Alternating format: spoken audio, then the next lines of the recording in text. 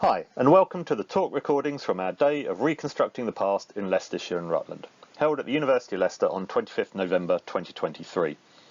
Digging up the past is only one part of the archaeological journey.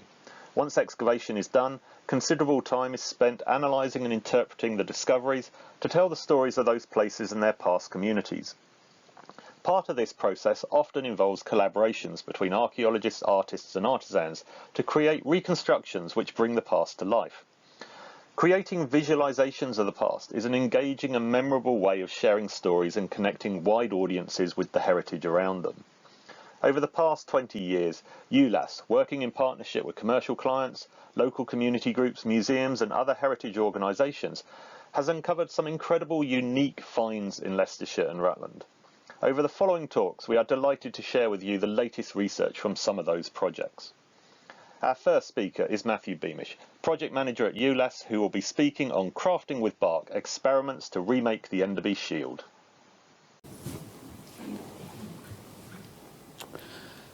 Thank you, Matthew. Can everyone hear me okay? Good. So I'm going to tell the story of the Enderby Shield. I'm going to tell the story of the discovery in a shortened form, and then the story of how we remade various shields and what that helped us find out about how we think bark was used. So for those of you who don't know, the Enderby Shield is from Enderby to the southwest of Leicester, on the site to the south of Foss Park that's now been redeveloped by Everard's as a new retail centre with a new brewery and other retail outlets. It was a planning archaeology. We were investigating an Iron Age and Roman site. And really the Iron Age evidence from the site consisted of boundaries, ditches and pit alignments, but with enough artefactual evidence to suggest that there's settlement nearby. And it's an area where we know that there are areas of late Bronze Age, Iron Age and Roman activity. And here you're looking across the Soar Valley to the rising ground on the east side. So the shield was found deposited on the edge of a wide and deep pit, circa 3 metres by 2 metres by 1.5 metres deep. The lower fills of the pit were waterlogged with a high organic content, although pollen preservation was actually poor and wood was in no way abundant. It was not.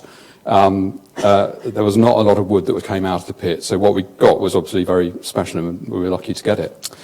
We interpreted the feature as a watering hole for livestock. An area of metal ground may have been contemporary, but to be honest with you, we're kind of guessing really as to what the actual original function of the feature was.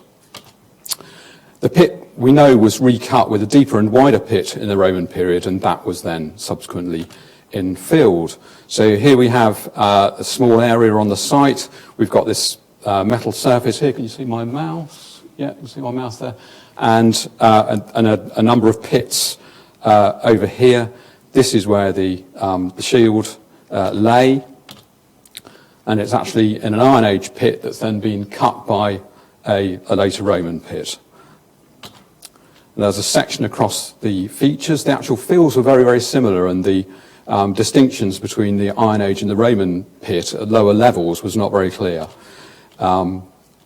There's the section drawn of the photo above, and the shield is here, and that's the cut, or a recut, if you like, for the Iron Age pit in which the shield lay, and that's perhaps where the extent of the original pit might have come to. So the actual shield was cut by a Roman pit, that black line there, cut across the end of the shield. It was incomplete. We didn't have it all, and so a certain amount of what we have, or what I'm saying, is speculation based upon evidence. And here we have the picture of the shield in situ, and Adam Clapton, who excavated it and did a fantastic job in recognising and so carefully excavating something that was so very fragile. If Adam hadn't been as good as what he was, I wouldn't have had the last amazing 5 years to reconstruct and then talk about this shield. And there it is. We're in fact looking at the back, we're looking at the inside of the shield there. We didn't recognise this at the time. It's very obvious now, but that's the inside of the shield. There's a hole here which was for the boss, and that's half a handle there. We didn't recognise it at the time. And the actual boss itself is on the other side. It's been buried in the ground, face down, if you like. It was lifted on a soil block and brought back to ULAS. It unfortunately fractured into 5 or so pieces. Those pieces were stabilised with plaster of Paris, foil and cling film, and we then micro-excavated each piece, turned them over and removed the soils to expose this very thin piece of bark, perhaps a maximum of 7 millimetres thick, and where it was thinner, 3 millimetres thick, really, really, really very thin. And we also discovered in the process that there was paint on it, and here you can see a fragment of shield with paint and also with some holes in it, a kind of a rather irregular hole there, slightly more regular hole down here, which I'll talk about again in a bit. And another thing was about this orange pigment that we could see is that it was actually between some scored lines. You might just be able to see in the photo there, there's a line that defines where the paint is. I'm just going to highlight that line. So we could see that on some of the fragments that there was an orange pigment, and that pigment lay between scored lines, i.e. it looked like it was in zones on the outside or on the shield. And on another fragment, we found the boss.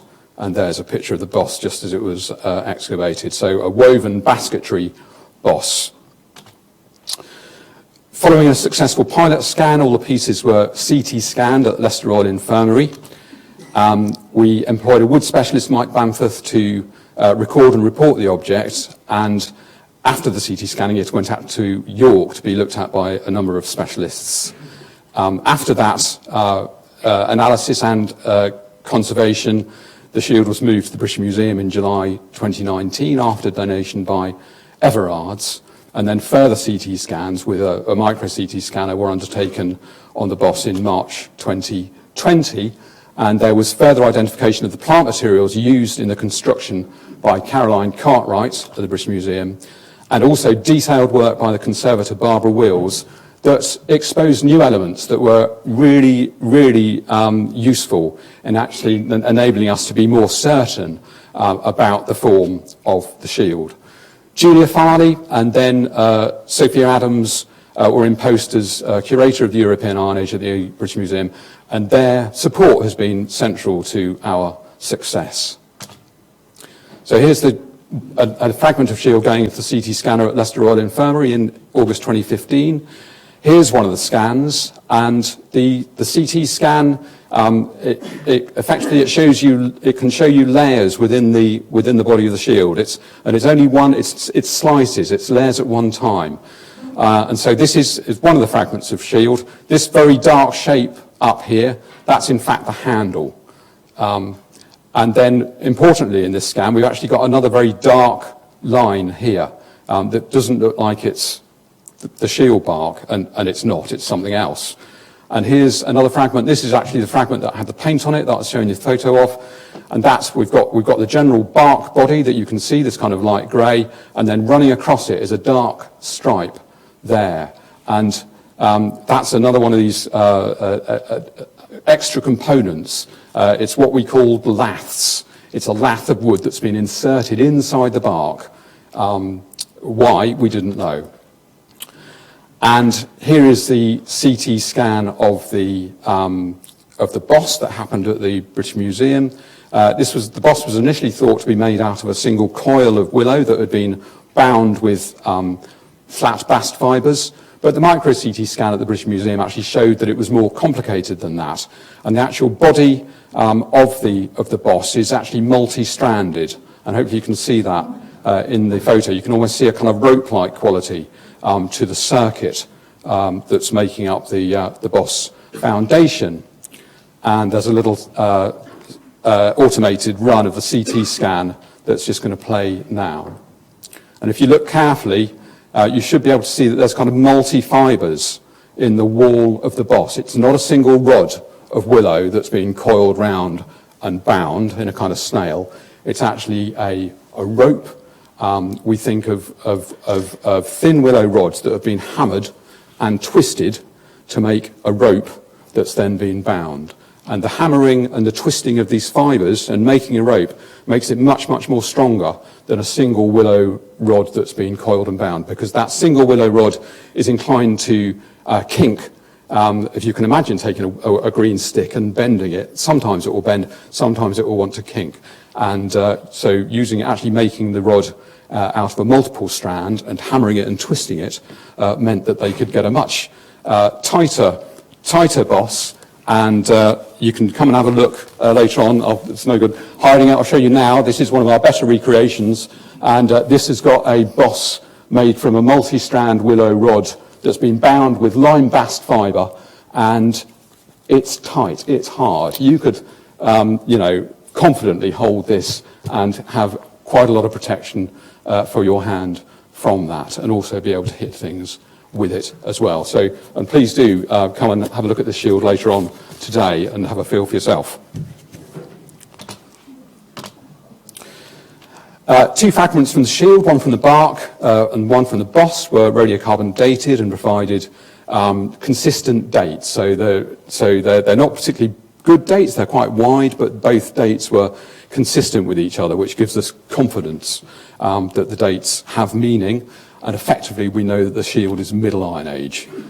We don't know a huge amount more than that, but we think it was made between 395 and 345 Cal BC, 66% probability. And two samples from the deposit in which the shield was buried were also dated. These also provided consistent dates and allow us to estimate the shield was deposited between 300 and 195 Cal BC at 94% probability. I think what it means is that its suggestion is that there's an offset between when the shield was made and when it was buried. We don't know really how long it is, but we don't think it's an immediate thing. We don't think it was made and buried. We think it was made and then had a life and then was buried. Just some terms about bark. Bark's amazing, and I've found all this stuff out about bark over the last few years. It's an amazing material. It's a natural plywood. It's got a number of components, and having those number of components, like a plywood, means it has strength. It's not just like thin wood, which can easily fracture, depending upon the wood, fracture down the grain. It's got more body and structure than that, which means you can't actually quite that easily rip it. Again, it is going to depend upon the type of tree that it's come off. Bast fibres, which is a term that I'm going to use, comes from this layer here, the phloem. So we've got the outer corky layer, and then we've got layers below that, the phalogen, the phaloderm, the phloem, which is our bast fibres, and then the vascular cambium, which I think is the actual layer which effectively turns into sapwood, which is the xylem. And then inside that you'd have heartwood in the middle. So the bast fibres, the phaloderm, the phalogen, the phloem, they're all in here, in this bark. It's multi-layered, it's thin, but it's got a number of layers to it. Parts of the shield. So we've got our shield body, we've got a hole for your knuckles, we've got a handle across the hole, we've got a rim, we've got a boss to protect your fingers. And what we knew about the shield and what we had to work with to make it was that the bark was older willow or poplar, hazel or spindle tree, refined as definitely being willow. The outside of the bark is the inside of the shield. So that's something really to get, is that you're looking at a shield, you're looking at the inside of the bark, and the inside of the shield is the outside of the tree. It's inverted, it's inside out. Why did they do that? The laths that are actually inside the bark, they are a fruit wood. We think they're apple wood. And the boss, as I said, is a twisted core stitched with flat fibres from lime. And then the boss is stitched to the shield with a twine, a two-ply twine. And the boss was worn. It had fibres abraded off it from the conservator that could see this. So the boss had a life. It wasn't new and had been made and been buried. It had been used and it had lost fibres. and the edging was half-split hazel rod, bound, we think, to the bark with flat bast fibres. Now, we didn't know this originally, but we got information off the conservator that helped us with this. There's a picture of the bit of half edging, half-split hazel. The bark of the shield is thickest where the edge survives. And there's a very poor image from the CT scan showing you the outside of the shield here and the middle of the shield there, and you can see how it's kind of tapered. So work by Barbara Wills at the British Museum identified stitch remnants, and these are on the opposite side to the piece of edging, which gives us confidence in actually having both sides of the shield. Barbara also identified possible slits for the binding on both sides, and so we can suggest the full width of the shield. And it appears that the stitches are in groups of 4. So there's a location where Barbara found stitches, and then there's a close-up shot showing these little flat stitches on the outside of the shield edge there. And there's a drawing of this information coming together. You can see the paint is kind of in zones between scored lines. Some remarking of those zones seems apparent because there are multiple lines. There are holes in the shield which are in clusters, and we think there's some patterning. So these holes up here tend to be diamond-shaped, if you like, and the holes down here are kind of rounder. The handle of willow round wood bound to the bark with twisted ties of lime. The handle is chamfered on both sides to create a flat side that sat against the bark. And that's a picture of the handle reconstructed on the assumption that the handle was symmetrical. There had to be a curve across the shield to meet both ends of the handle. But we know the bark is inside out. So we know the bark has been forced to actually curve against its will, if you like, to actually curve to the holder. It's curved to me, but this is the outside of the tree, and this is the inside. And if you look at some of the shields upstairs, where we haven't controlled the deformation, you'll know bark wants to go back around the tree, thanks very much. It doesn't want to be held and stopped from doing that. And just assumption that the boss is central, the decorative lines were vertical and horizontal, it's an assumption, but on that basis, and the shape was symmetrical, the handle is at an angle to the shield. We know that. What do we know about Iron Age shields? Mostly it's big metal ones that came out of the rivers when they were building railways. So we have the Battersea Shield and the Chertsey Shield. We have composite shields, so from a chariot burial at Mile End Pocklington, where there's metal and we think there was wood, possibly leather. There are miniature shields from Stray Finds, Ulster, Warwickshire, Breedon on the Hill, Leicester, the Salisbury Hoard, a whole range of miniature shields. Written up in a readable, the story of the Salisbury Hoard, written by Ian Stead, is well worth a read. If you're interested in that kind of thing, then get a copy and read the story of the Salisbury Hoard. It's fascinating. Wooden shields, the odd one here and there, Littleton Bog, Clonoria in Ireland. We've got an Iron Age shield made of planks covered with hide. Not really that comparable to our bark shield from Enderby, but it is curved. And that's important. It's curved both in both planes. And then we have kind of analogues. We've got the Gunderstrop Cauldron from Germany, where you've got these warriors with their very long, narrow shields with round bosses. We've got the Thorsberg Bog in Denmark, where there's a plank shield and a basketry boss. And that's actually probably the closest that we're getting to the Enderby boss, with this basketry boss from the Thorsberg Bog. And then we have a recent analogue found by Sophie Adams at the British Museum, the Warrior of Saint-Maur in France. And this is a 55 centimetre tall model, but that gives us another image of a kind of small Iron Age shield. Reconstruction and experiment. So between 2018 and 2022, we had 3 large phases of experimentation to try and understand how the shield had been made and what the users intended. How did they do it? How practical was it to remove the bark from the tree and work it? had the bark got any strength? Why was the shield reversed? Why is it inside out? Why isn't it just as you'd expect it to be? How have the laths been inserted into the bark, and what was their purpose? And what's the purpose of the split hazel edging? So we've got simple questions, but kind of fundamental ones. And how strong is the willow and bast fibre boss? So this was our first meeting in June 2018, and we've got Diederik Pomstra in the white T-shirt, who's flown in from the Netherlands, an experimental archaeologist. And we've got Mike Winston in the middle, who kindly gave us the use of his farmland to use. Sadly, Mike is now dead. And then a friend of mine, Paul Windridge, who is an instrument maker and a general very crafty guy, and very enthusiastic and brilliant to have on the project. And so we looked at trees, and we selected pieces of bark for making shields out of. Now, I'd like to say we were using really, obviously, very sharp tools, and there were lots of risks, so we absolutely followed every health and safety protocol. And, yeah.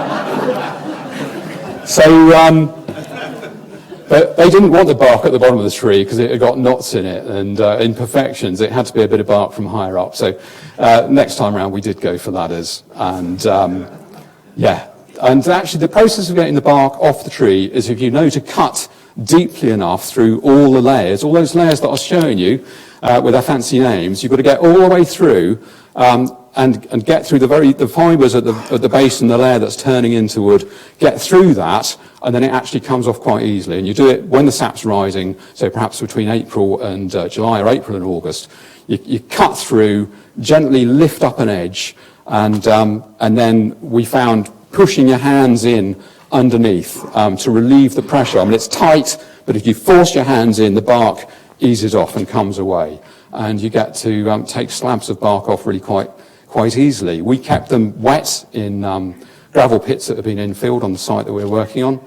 And yeah, we found that process to be quite easy. Here we are, here's me and Paul at Packington taking bark off trees off national forest land. This shows you, the bark was quite variable. You've actually got a picture of poplar on top and willow below. The willow was more uniform than the poplar. The poplar, although the poplar was thicker in places, actually where you'd got the grooves in the bark on the outside, the inner bark would tend to be thinner. So, for instance, this area here, and that would give you a weakness, whereas the willow you can see is more uniform. Alder was in very, very fat, and we loved alder till the British Museum told us it couldn't be older. So that's a slab of willow for one of our shields, and it's quite a nice thick slab of material. When it's green, it's quite pliable. You can do what you like with it. It's quite soft, and we used a template. I used a kind of GIS to build up all the shield information that I had, and then I printed off from that at 1:1, and that gave us a template to actually use to cut out our shields with. The laths made out of apple wood, and here's Diederik whittling a lath. We started off originally trying to make them out of really quite thick hawthorn poles, but that really was hard work to start off with something big to end up with a very small product. And we found it much easier to actually use small branch wood to make our laths out of, and in fact we know that they were apple wood, not hawthorn. So that was how we made the lath, splitting it down and then whittling it to be really quite fine. There was a bit of variability in the laths that were recorded, but they generally vary between perhaps 3 and 6 millimeters in thickness. Really not very thick. I think if you get a lollipop stick, it's perhaps, I don't know, 2.5 mil, something like that. So only a little bit thicker than that, but they have a surprising function.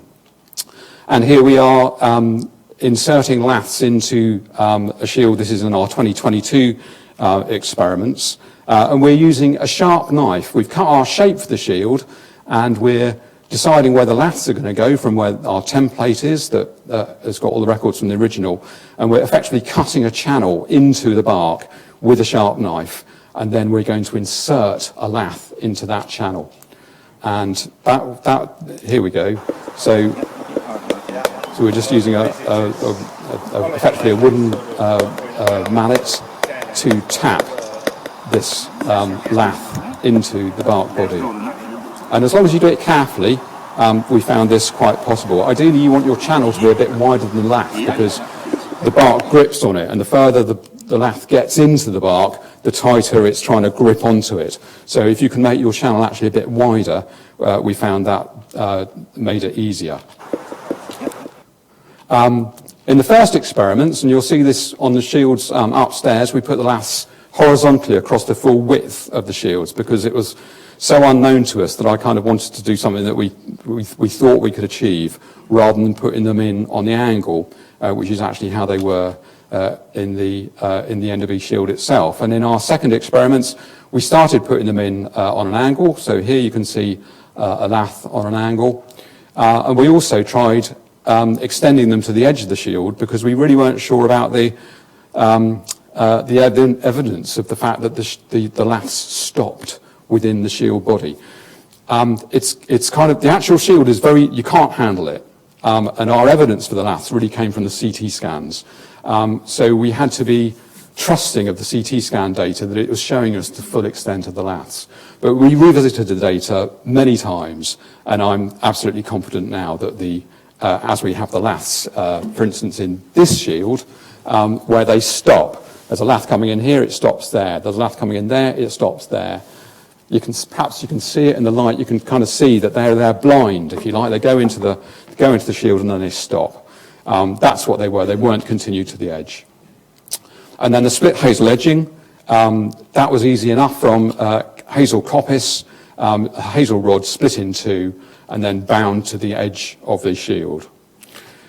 Pinned on with blackthorn spikes, which we didn't have evidence of, but we needed to stop the binding actually slipping from one side to the other. So there's a half hazel, split hazel being bound on. And two shields there in 2018. This is the extra information that Barbara Wills gave us from the British Museum, that the binding was actually bound on with these flat stitches that were in groups of 4. So you can see we've got the template there showing us slits and stitches. We're cutting stitches in the edge and then binding the rim on with this big flat line-bast stitch. And there's a little parallel for this from metal bindings from a probable hide shield at Mill Hill, Deal, where the metal edging from that hide-shaped shield has actually got a kind of little decorative effect that might be showing us a group of bindings that might have been organic, that have been mirrored or reproduced in metal. The best bosses were made by Diedrich, and I was saying they were made out of the twisted fibre. This is effectively the kind of weave pattern, not a complicated pattern, but the major difference was that in our early bosses, they were made with a single rod that was bound with flat fibres, giving us a product like that. And the later ones were made with multiple fibres that were twisted, bound. Really importantly is that the last bosses were made dry. So usually if you're doing basketry work, you will be soaking your material to get it really supple. It might be dried material that you've had in store. You then soak it for a period of time and then use it. And because you've soaked it, it's then become supple again. But we found with that, that then when that product then dries, it then becomes loose because it shrinks. So you actually get a much tighter boss if you make it dry. So Diedrich, that's what Diedrich did. He used all the materials dry, and that meant they didn't shrink when it had been made. And so the boss now is as tight and firm as it was when he made it. And if it had been soaked when he made it, as it dried, it would be loose and it would be wobbling about. So that was a important thing that we got to find out. There's a picture of the two bosses together. Drying, we force dried the early shields, and we clamp dried in air the later ones. And we found that clamp drying probably the most successful way of doing it. And we also put in little wedges between our clamps. Effectively, we've got pieces of hazel that have been split in two, and then we've tied them together at each end, and then we put in pieces of wedge to actually push the shield into the shape we want. Effectively, you had to decide what you wanted your shield to be in order to get a result that you your objective result. If you let the shield do what it wanted to do, you can see upstairs they're not. I don't think that was what they wanted. I think they had to know what they wanted, and they had to clamp it up and make it dry in that form. So that's what we did, and we left them clamped like that for perhaps 3 weeks, and it hardened and dried to that shape. These are shields that haven't been clamped, and you can see what's happened to them. No clamps, no laths. It's going, I'm going to go back around the tree, thanks very much. These images just show you that the laths across the bark and the rim serve to control the bark as it's drying. It stops its deformation. And I think that's what it's all about. Here we've got images of early shields and how they've curved. An interesting point, though, is that the curving perhaps has given us a hint as to why the Battersea shield as it is. When greenwood products are joined together, different products on different alignments, as they dry, you're going to get a tension because they're all going to shrink and they're going to be pulling against each other. And additionally, the bark is trying to reform its natural shape, the opposite of what is forced by the shield construction.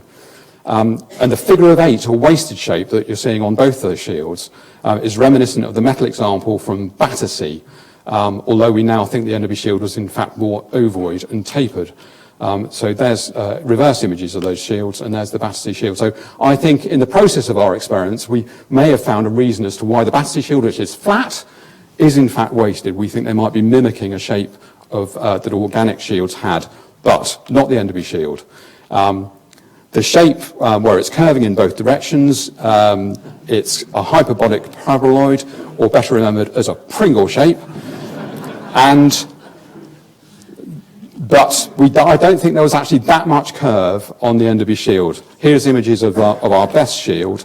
There's image of the shield post-conservation by Barbara Wills at the British Museum. And here we're just going to go to my drawing of the Enderby Shield. The conserved shield has shrunk a bit. It's always shrinking. And then the decorated shield. And then if you remember our warrior from Saint-Maur, there's that shield from France. So not a dissimilar shape, although we've got no idea about the materials that the Saint-Maur shield is actually made out of. A bit more on Digging for Britain that I think is still there to be seen. And Sophie Adams has got a piece on YouTube about the Iron Age shield. I think the British Museum are going to be doing a blog about the shield soon.